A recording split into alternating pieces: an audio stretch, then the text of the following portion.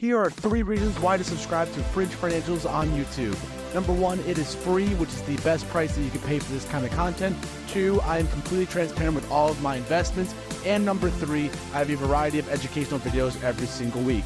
Now let's get on with the video. What is up, YouTube, and welcome back to another Fridge Financials video. And in today's video, we are going to be talking about a major financial milestone that I have just accomplished, and that is I am officially debt-free at 28 years old.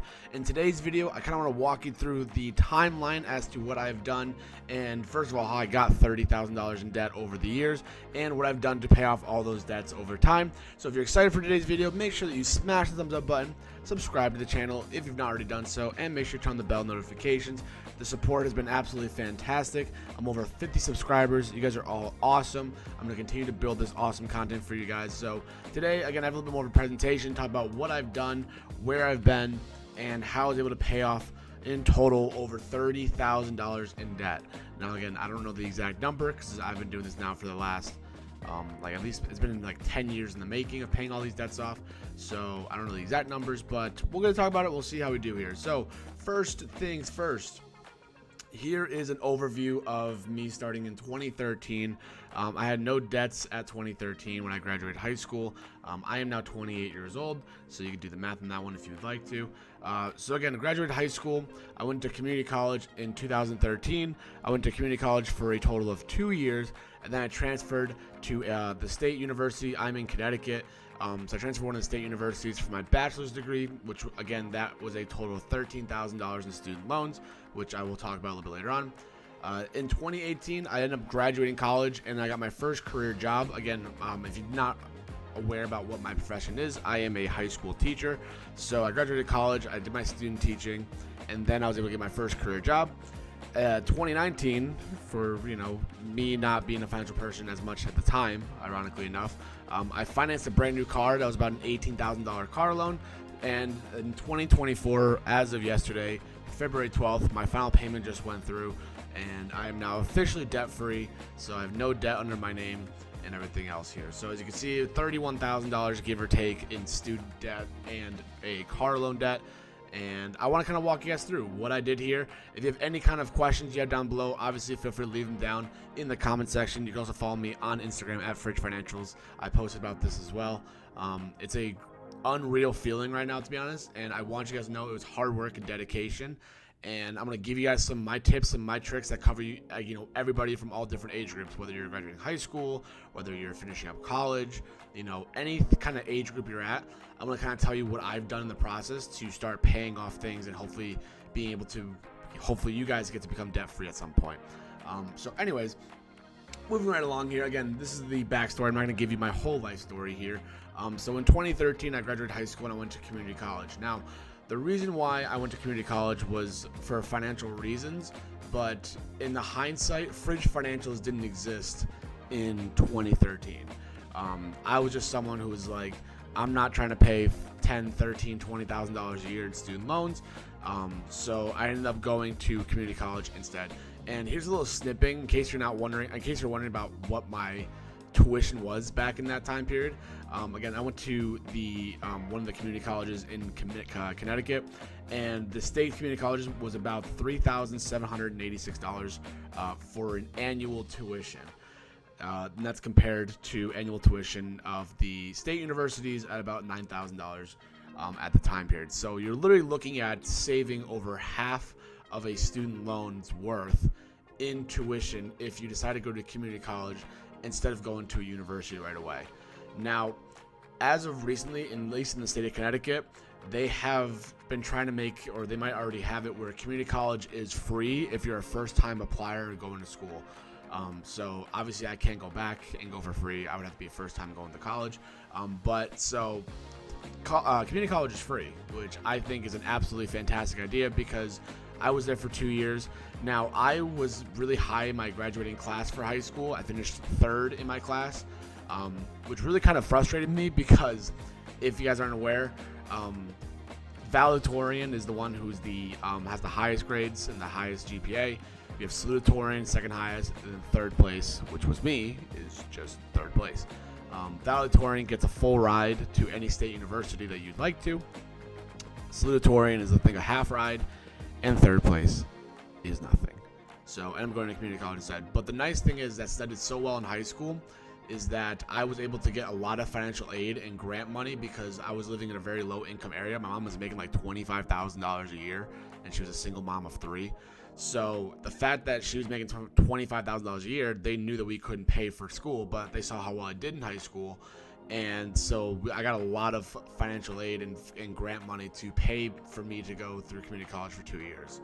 Now, the nice thing about this is that I then transferred in about 2015 to a state university. Now, the nice thing about going to community college, and I stress this to my students even today as someone who's a high school math teacher, my community college, my 2 years, I did all those general ed requirements that all colleges ask for. Math 101, English 101, some science classes, some language classes, whatever it is. I did all of those general ed classes at my community college for 2 years. So that's nice because, again, I don't have to pay for them. I had basically a full ride, quote unquote, full ride for 2 years there from financial aid and everything else. Now, the nice thing about it is that all my credits transferred over to my state university. So I essentially got 2 years of state university general education classes basically covered for free. Instead of going to a state college for all 4 years and paying like $40,000, $30,000 in student loans, I'm coming into my junior year of college with paying nothing for student loans or not even having to take out a student loan. So I always talk to my students and talk about how, like, it's not a bad idea to think about going to community college as a first timer, just to A, get the feel of it, and B, it saves you a lot of money in the long term, so that definitely really helped me out. And looking back on it, I'm really, really glad I made that decision and didn't go do anything else. So I transferred to the state university.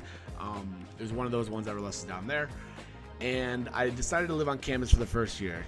My dad was a firm believer, being like, it's your first year living, it's your first year going to a state university. You should live on campus, get the experience, those kind of things. I didn't party or anything, but just to get the idea about where the classes were, if you have late nights for studying, you don't have to drive home and all that kind of stuff. So his focus was to stay for a year at least, see how you like it, get adapted to the culture and everything else, which I did.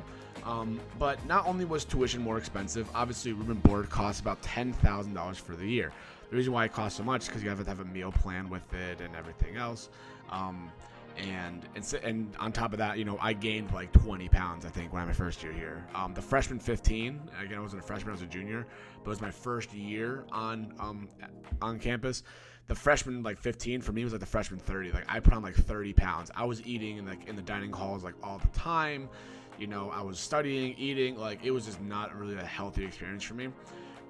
But so since tuition was more expensive and room and board was was $10,000, I ended up taking out a student loan of about $13,000, give or take, to cover room and board and the leftover tuition that I had.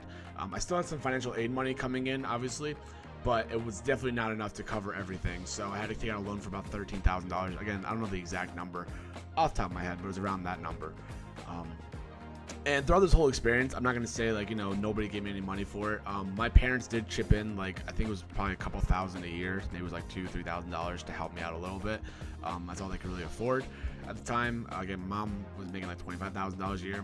My dad was making like a little over like 30, and I had 2 other brothers that were already going through college. So not a lot of money that was coming in at the time. So they put like a couple thousand where they could to help me out. But again, when I went to state university, I had to take out a loan for about $13,000.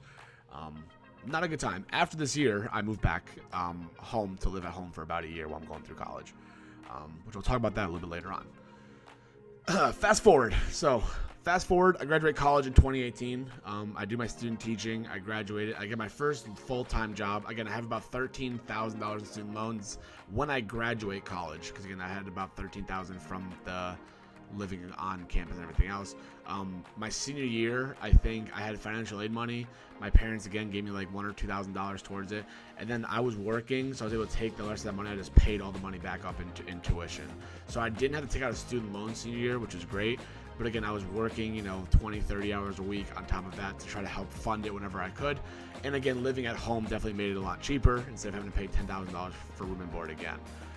So I graduated college with about $13,000 in student debt. again, I'm already feeling a lot better because the average at the time was about $33,000 in student loans. So I'm already feeling like I'm already ahead of the game in the financial aspect of my future. I then go out and get my first career job as a long-term sub at a high school. Now, with a long-term sub compared to a full-time teacher, benefits don't exist.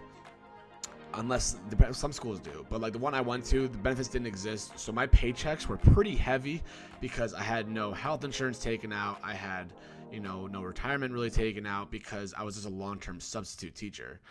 There's not a lot of benefits that go with it. You just show up, you get paid, and then you go home at 2 o'clock or whatever it is. So my pay was about $2,000 every 2 weeks after taxes and everything else. Which is a pretty good amount of money. I was making about $4,000 a month. Again, pretty close to about like $40,000 a year after taxes, and I just graduated college. So it was the introduction to, getting some decent pays and everything else. I was looking at my loans at the time. My loans were split at about $6,000 subsidized and about $7,000 unsubsidized. Okay, and we're gonna talk about the difference between the two of those as to what I did to make this financial freedom goal. Not financial freedom goal because I'm not there yet, but to make my debt-free goal more attainable was what I'm going to talk about, which is going to be coming up next. So once I have my first job, I'm substitute teaching, I'm going to work, coming home, doing everything else. So the difference is that you have a subsidized loan versus an unsubsidized loan. With a subsidized loan, you don't gain any interest on your loan while you're in school, and they also give you a 6-month grace period for when you graduate. Basically meaning that you don't pay any interest after 6 months after you graduate college. So the minute you get your diploma, you get 6 months to go out and get a job, to start paying it back with no interest for it, which is great. The other one is an unsubsidized loan, which is just you get interest no matter whatever it is, your situation, undergrad, graduate, you get a loan. So my loan was about $7,000 and you're getting hit with interest right away. And I think the interest was about like 4%, give or take. I don't remember the exact numbers. Again, this is like, now we're pushing back like 6-7 years ago. So at this time, I moved out at 20 years old. So I just graduated college and then I moved right out. I was like, I'm not trying to live at home anymore. So I've been living on my own now for about 8 years, with roommates, give or take, obviously. Right now I'm living with my girlfriend, of course. But, I've been living on my own for about 8 years. I've been paying my own bills, where it's gas, food, electricity, internet, everything. Been paying those bills, ever since I was 20 years old. So I'm not living at home still, which I'm really happy about. But after I was paying my bills, I was dumping literally every penny I could into my unsubsidized loans first, because that's where the interest was. If you talk to anybody with student loans, the killer thing for them is the interest. Because if you have like $20,000-$30,000 with interest on top of it, you're adding an extra couple $100 a month onto your loans, and it keeps building and building and building.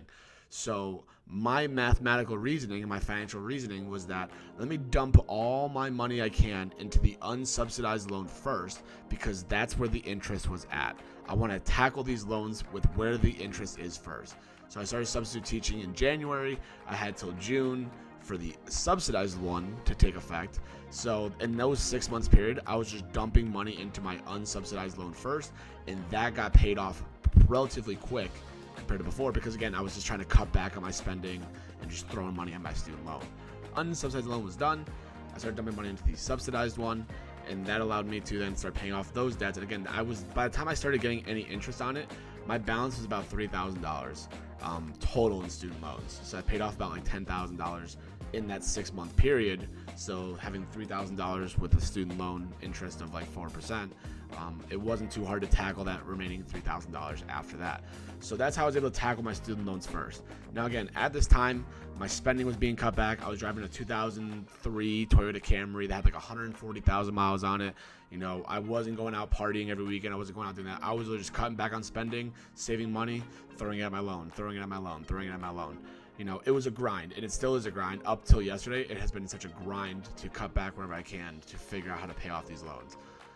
So that's how I was able to eliminate my student loans first. I did eliminate my student loans within the first year of me graduating, if I'm not mistaken. Because at the end, I was like, I'm just going to throw a couple thousand and then call it a day. So yeah. Then we move on to, again, now I have no student loans. So I was technically debt-free at, like 5 years ago, because I paid off my student loans. But then I thought, it'd be a great idea because, I don't have any student loans. It'd be a great idea to get a brand new car. So looking back on it, I don't regret it because my new car has been great. I've had no issues with it. I've had no financial troubles with my brand new car besides the financing part. I would still much rather buy a new car than a used car for that reason. But so again, now that my student loans are paid off, I felt great. And I was like, let me get a new car, $21,000. This is 2019. I bought this car pre-COVID. I bought it in December of 2019, I think it was. So it was pre-COVID era. I financed 18,000 of it at 5.5% APY for 5 years.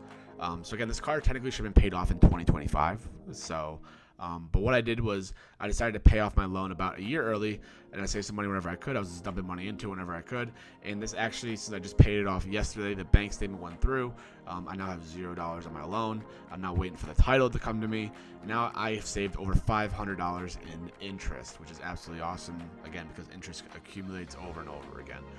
But here's the one thing I want to take away, and I want you guys to see, if you're looking at any kind of loan, whether it's a car loan, a mortgage payment, or, a student loan, whatever it is this little calculation right here.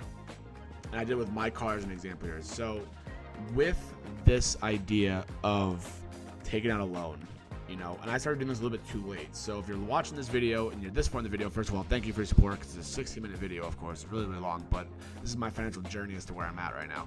But what I wish I did is I wish I was able to take a little bit extra money and put it towards my principal every single month.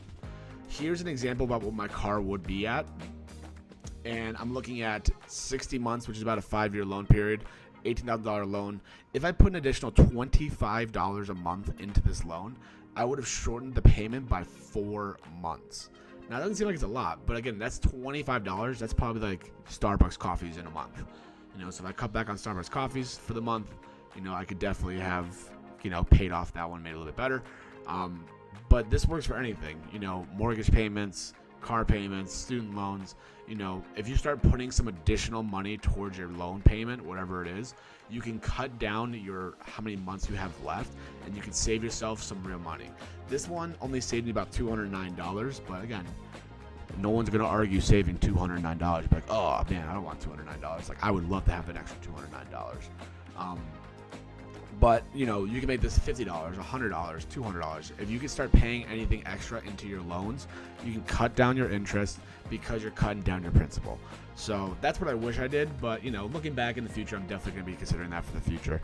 But that's it. So that's my financial journey. Again, officially debt-free at 28 years old, which is absolutely awesome. Again, it's been a long grind of me cutting back whenever I could, not trying to go crazy on spending and everything else here. So welcome.